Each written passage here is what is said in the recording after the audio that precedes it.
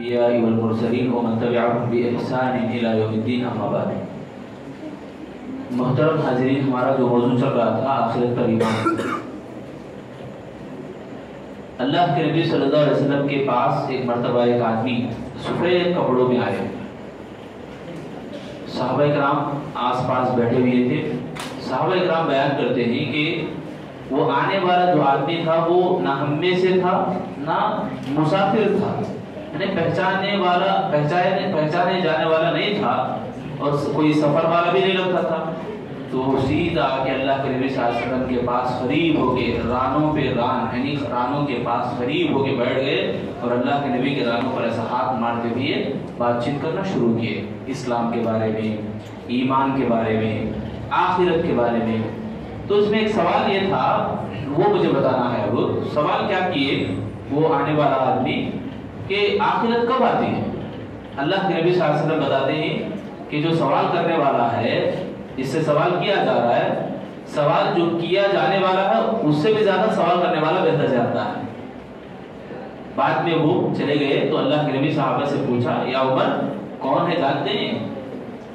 ہاں، کون آئے تھے سوال کرنے والے؟ تو عمر بن خطاب رضی اللہ عنہ کہتے ہیں اللہ کے نبی ہم نہیں جانتے۔ تو اللہ کے نبی فرماتے ہیں وہ جبرائیل تھے، وہ تمہارے کو سکھانے کے لیے آئے تھے۔ تو یہاں آخرت یعنی قیامت کا دن کب قائم ہوگا؟ میں اور آپ قیامت کو ذرا سمجھیں۔ قیامت کے دن ہوتا کیا ہے؟ یوم یقوم الروح والملائکۃ صفا لا يتکلمون الا من اذن له الرحمن وقال صوابا، یعنی اس دن فرشتے سب بستہ کھڑے ہوں گے، پورے ملائکہ سب بستہ کھڑے ہوں گے، کسی کو بات کرنے کی ہمت نہ ہوگی جب تک اللہ اجازت نہیں دیتا۔ فرشتے، انبیاء، اولیاء سب اللہ کے سامنے کھڑے ہوں گے، کوئی ہمت نہیں کرے گا بات کرنے کی۔ تو قیامت کے دن ایسا دن ہے میرے بھائیوں، قیامت کا دن وہ دن ہے جس دن انصاف اللہ تعالیٰ قائم کرے گا۔ ایک چھوٹا واقعہ مجھے یاد آیا، بتاتا ہوں۔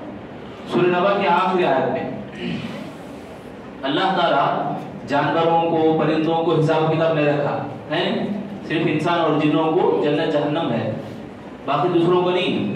مگر قیامت کے دن ہوتا کیا معلوم؟ دو بکریوں کا اللہ پیدا کرے گا، ایک بکری کے سینگ ہوں گے، دوسری بکری کے سینگ نہیں ہوں گے۔ سینگ والی بکری قیامت کے دن بعد، سینگ والی بکری بغیر سینگ والی بکری کو مارے گی، پھر اس کو مٹی بنا دے گا اللہ تعالیٰ۔ اصل مسئلہ کیا بولے تو یہاں پہ دنیا میں جو قیامت کے دن بغیر سینگ والی بکری تھی اس کو اللہ تعالیٰ دنیا میں سینگ دیا تھا۔ آخرت میں جو سینگ والی بکری ہے اس کو سینگ نہیں تھے، دنیا میں وہ ظلم کی تھی، اس ظلم کا بدلہ اللہ آخرت میں دلوائے گا، اس کے بعد ان کو ختم کرے گا، مٹی بنا دے گا۔ وہ دیکھ کر کافر کہے گا یوم یقوم الروح، وہ آخری آیت جو ہے اِنَّا أَنذَرْنَاكُمْ عَذَابًا قَرِيبًا يَوْمَ يَنظُرُ الْمَرْءُ مِنْ أَخِيهِ يَوْمَ يَنظُرُ الْمَرْءُ مَا قَدَّمَتْ، یعنی یہ جو چیز اس کے سامنے دکھی، کاش میں بھی مٹی ہو جاتا، میں بھی مٹی ہو جاتا۔ اس طرح سے جس طرح بکریوں کو، جانوروں کو اللہ پیدا کر کے ان کو ان کا حساب، ان کا انصاف دلا کے اللہ تعالیٰ مٹی بنا دیتا ہے۔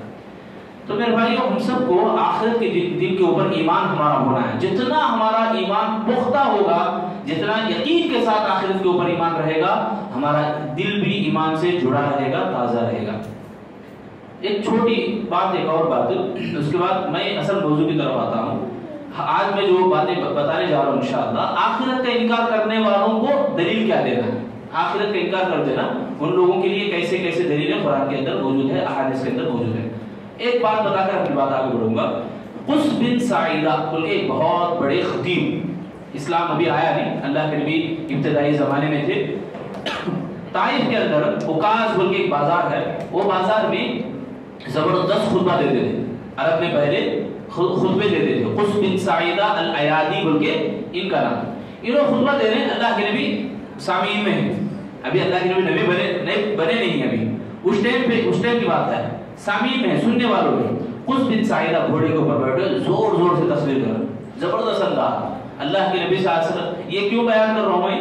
حضرت امام قرطبی علیہ الرحمہ اپنی کتاب میں اس کو نقل کیا، اور اللہ کے نبی صلی اللہ علیہ وسلم رحمہ اللہ قصہ دعا دیتے، اس لیے بیان کیا گیا۔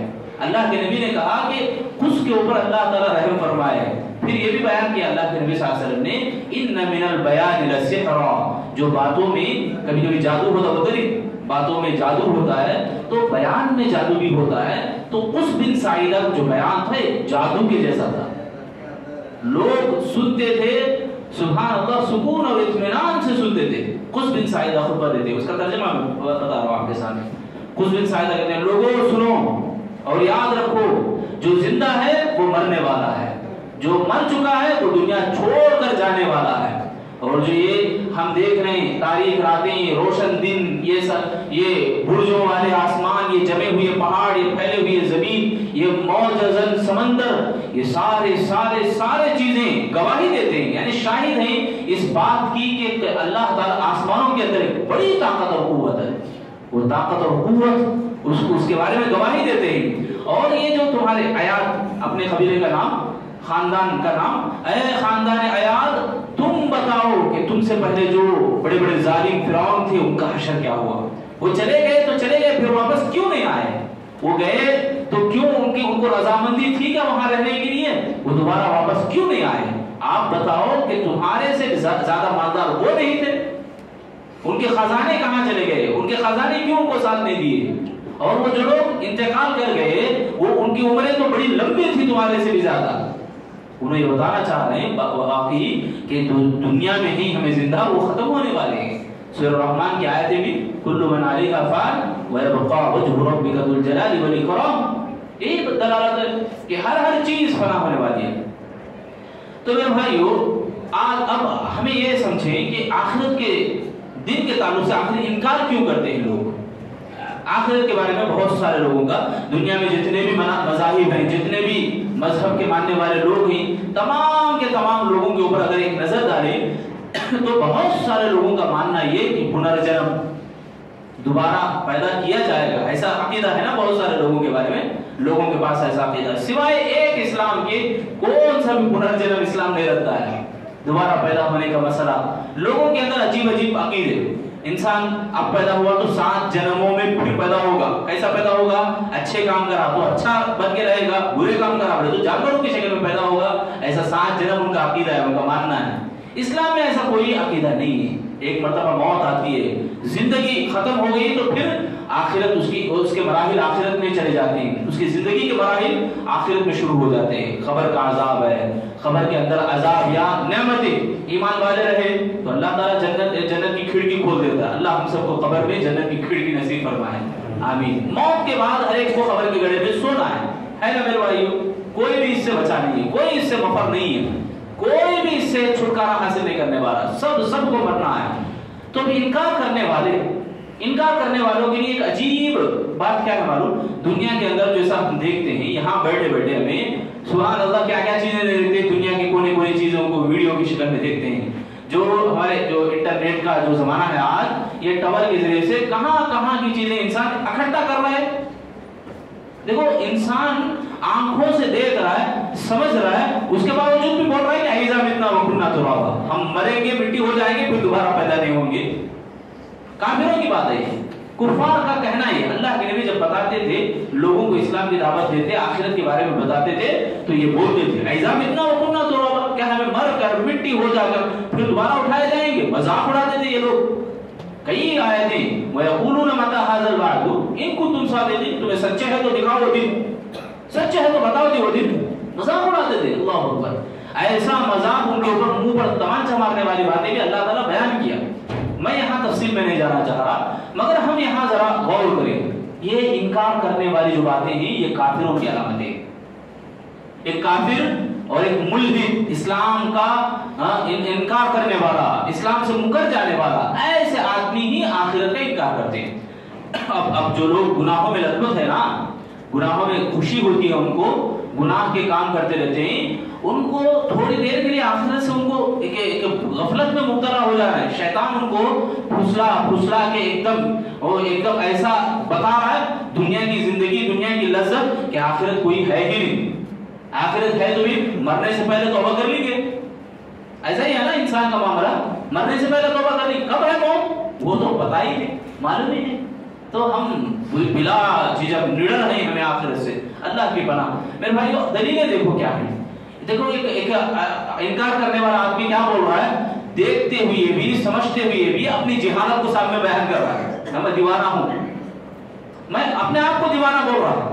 یہ سب دنیا میں یہ جو میزائل ہے، بہت ساری ایسی چیزیں بھی ہے نا، 1000 کلومیٹر دور بھی اگر سوئی کو رکھیں گے تو آج کے زمانے میں برابر نشانہ دینے کے لیے آج کل سامانے ہی، مشینیں ہی انسان پیدا کر رہا ہے۔ اللہ کے لیے کیا مشکل ہے، اللہ تعالیٰ کے لیے کیا مشکل ہے؟ انسان کو اتنا دماغ دینے والا وہ اللہ کیا تمام لوگوں کو اکٹھا نہیں کرے گا؟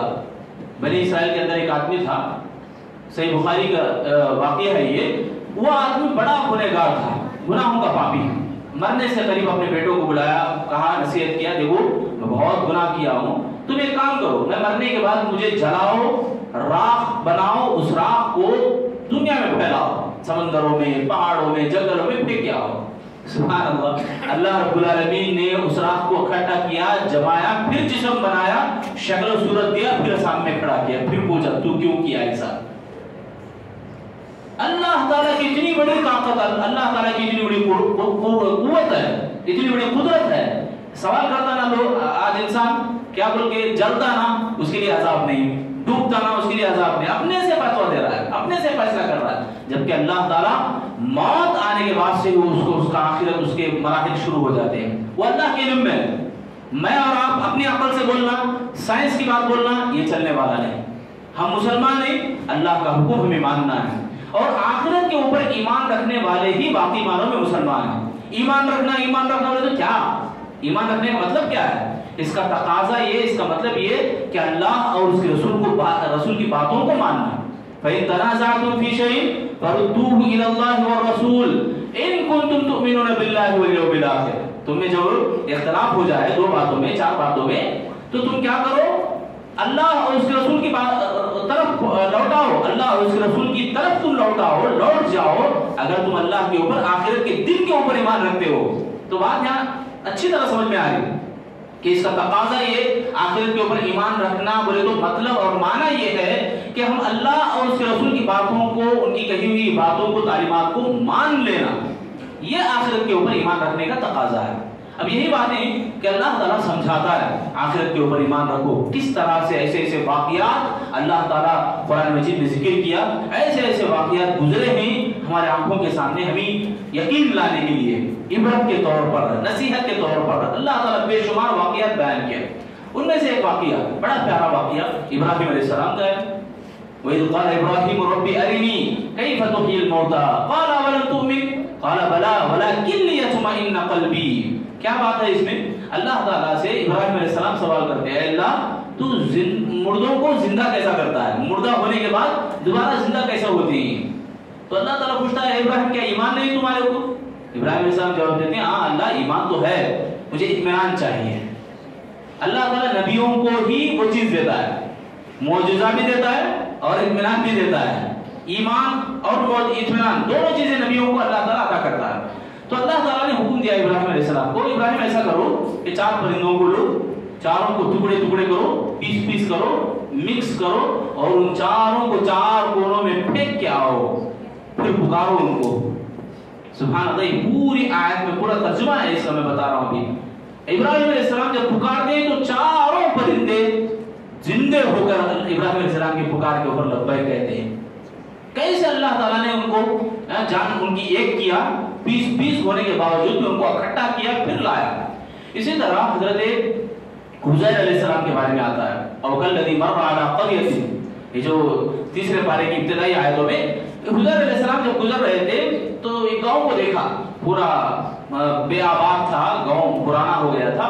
حزیر علیہ السلام کہنے لگے یہ یہاں کون لوگ تھے، کتنا زمانہ گزرا، اس طرح سے باتیں انہوں نے کیا۔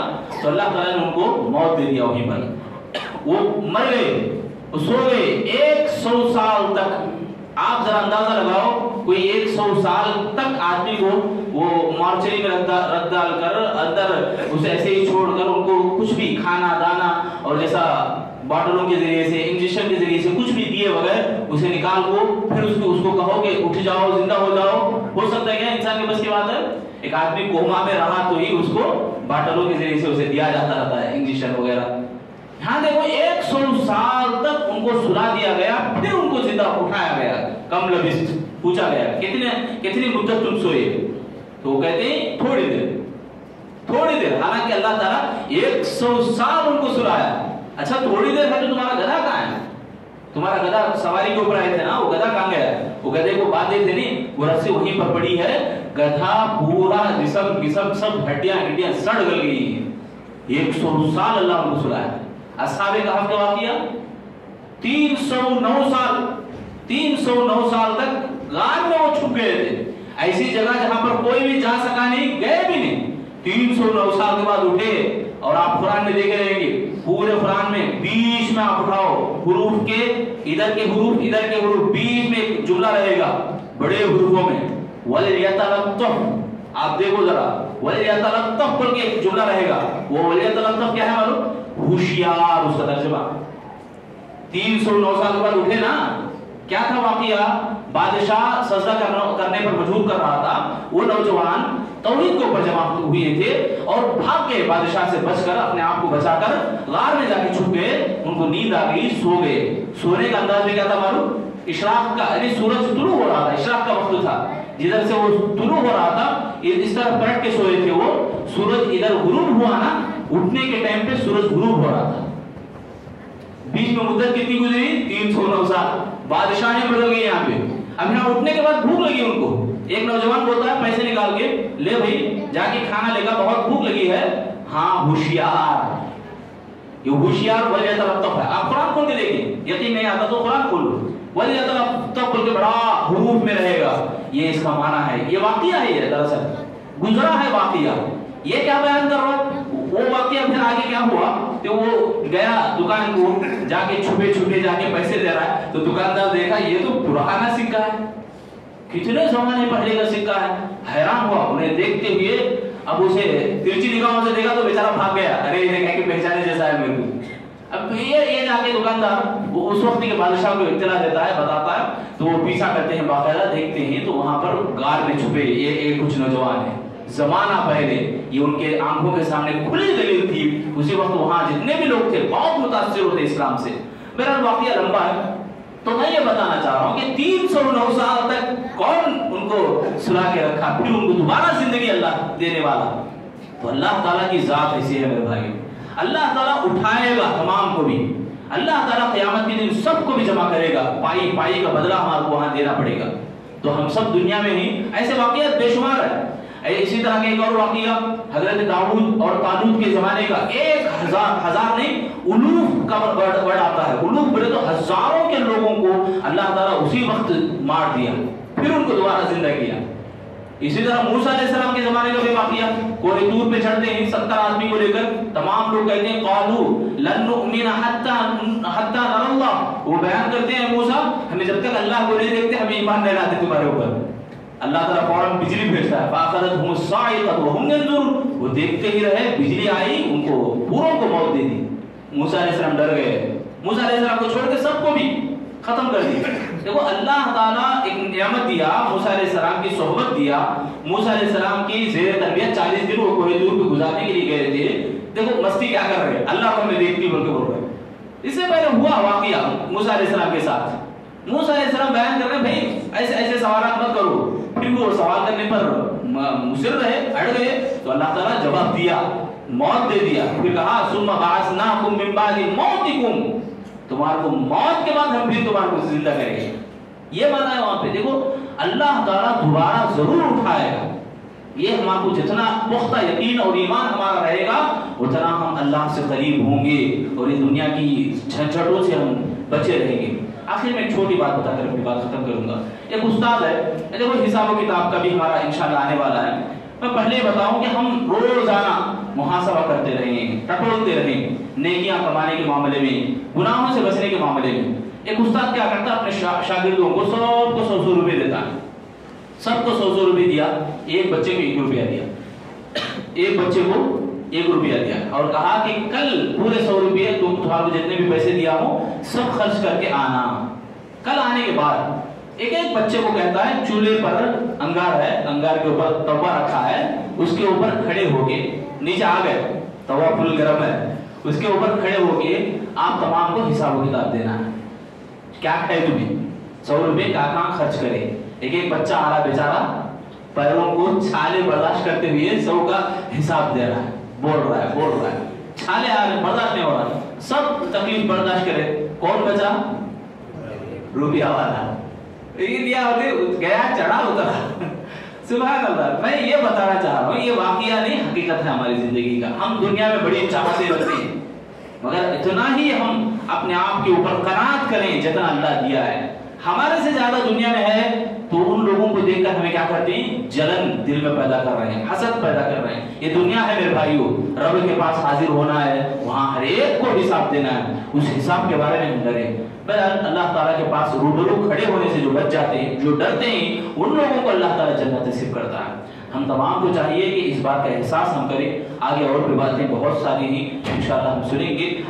ایک ایک بات کو سمجھ کر اس کے اوپر عمل کرنے کی کوشش کریں گے. اللہ سے میں دعا کروں گا اللہ تعالیٰ تمام لوگوں کو آخرت کے اوپر جیسا ایمان بھی رکھنا چاہیے اس طرح سے ہمیں ایمان رکھنے کے اللہ ہم سب کو توفیق عطا فرمائے. اللہ ہمارے چھوٹی موٹی نیکیوں کو قبول فرمائے. روزوں کو, تراویح کو, ہمارے یہاں بیٹھنے کو, سننے کو, اللہ سب کو بھی اللہ تعالیٰ جنت نصیب فرمائے. آمین یا رب العالمین. وآخر دعوانا